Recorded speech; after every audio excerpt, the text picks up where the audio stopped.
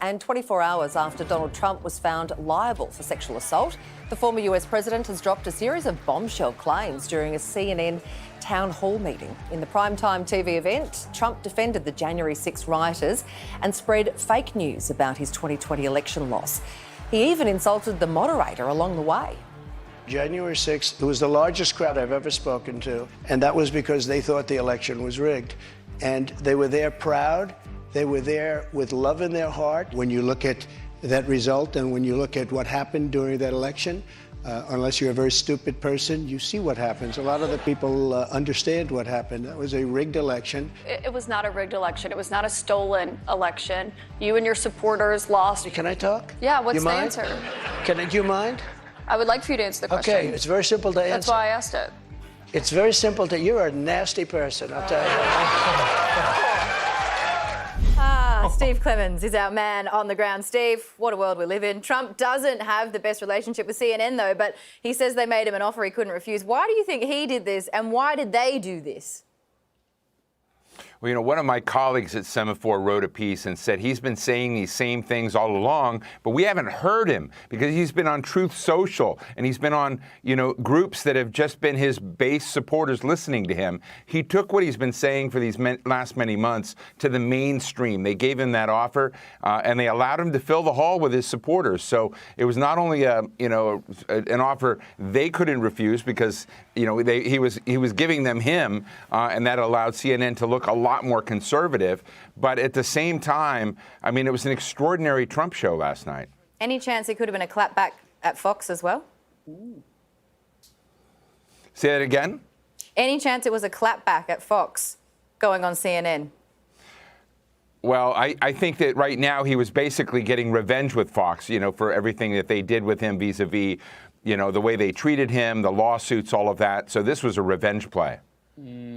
Steve-O, what was the wildest or most shocking moment to you?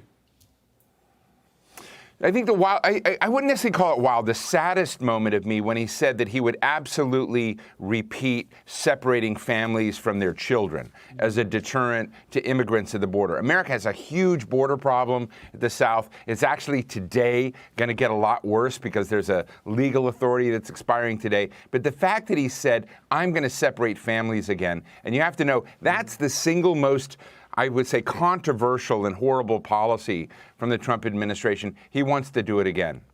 He also deflected blame for January 6 and claims the rioters, quote, all had love in their hearts. How does this play into his strategy? Well, I think he's sending a signal to his base, and I think there are a lot of people out in America, say what you will, who love him because they see in Donald Trump someone standing up for the person left behind. Maybe they are just angry at America for some reason. Maybe they come not from the Northeastern Ivy League establishment, but they're in other places like that. So he's sending a signal to them that he's with them. It's kind of scary on another level because this is the most pugnacious, nationalist, racist element of American society. And to say they've got love in their hearts and they were just trying to do good on January 6th, I mean, obviously he's whitewashing history and his role in it, but that's what he's doing. He's sending a signal, get ready, he's back. Steve, we saw in the package before, he snapped at the moderator, calling her a nasty person. Now, Trump has a lot going on right now. There's lawsuits, scandals. Do you think he's just the most stressed person ever in the world? Like, I can't comprehend how stressful his life must be. And now we're seeing it come out. I know he seems stressed. This is all an act. What you saw last night was an extraordinary performer take the stage. I know Caitlin Collins. She's a friend. She did as good a job as anyone could do in that role. It didn't matter. CNN gave a stage and allowed the former president to come in and own that stage, play to an audience, and not have any real serious challenge with that crowd come in. I mean, this was, Barnum and Bailey circus with Donald Trump right in the middle of it, taking control and issuing, false statement after false statement after false statement. And I think everyone is angry at CNN. No one's angry at Caitlin Collins. And Donald Trump is not stressed out. He used this as a way to basically send a signal that he's not going to be put in a box and cornered. He's quite a ringmaster, Steve. As always, thanks for your time. Thank you.